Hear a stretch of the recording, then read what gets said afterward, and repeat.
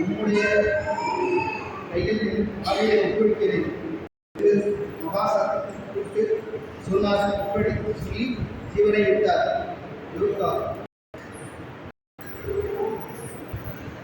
மரணத்தை கண்டு அவர் பயப்படவில்லை, மரணத்தை நினைத்து அவர் கலங்கவில்லை. மரணத்தை அவர் ஜெயித்தார். மரணத்துக்குள் அவரே தன்னை ஒப்புவித்தார். உண்மையான தேவனுடைய பிள்ளைகளுக்கு மரணம் ஒரு மகிழ்ச்சியான அனுபவம் இருக்கு. இன்றைக்கு நம்மில் எத்தனை பேருக்கு தம்முடைய மரணத்தை குறித்து நல்லதொரு நிச்சயம் உள்ளவர்களாய் இருக்கிறீர்கள்? அனைவருக்கும் தங்கள் மரணத்தை குறித்து பயம் இருக்கிறது. ஆனால் கர்த்தராகிய இயேசு கிறிஸ்து தன்னை மரணத்தில் பயப்படவில்லை. தன்னுடைய ஆவியை பிதாவுக்கு தேவனிடத்திலே கையில் தானாகவே முன்வந்து கொடுத்தார்.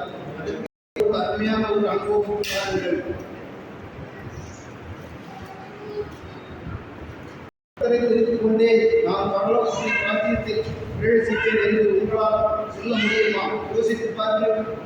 இல்லாவிட்டால் இன்றைக்கே உங்களுக்கு ஒப்புக் கொடுத்து ஆண்டவரே இந்த அனுபவத்தை எனக்கு தாரும் என்று சொல்லி கர்த்தரை கேளுங்கள். நம்முடைய கர்த்தராகிய இயேசு கிறிஸ்து சிலுவையில் தம்முடைய ஜீவனை நமக்காக கொடுத்தார். அவர் மரித்த பிறகு எங்கிருந்து அருகில் இருந்த தோட்டத்தில் உள்ள ஒரு கல்லறையில் அவருடைய சரீரம் அடக்கம் பண்ணப்பட்டது. உயிரோடு கூட எழுந்தார்.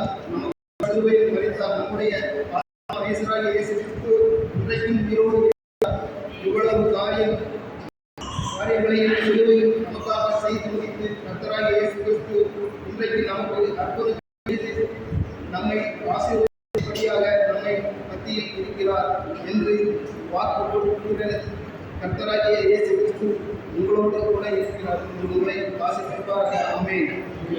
ஹல்லேலூயா.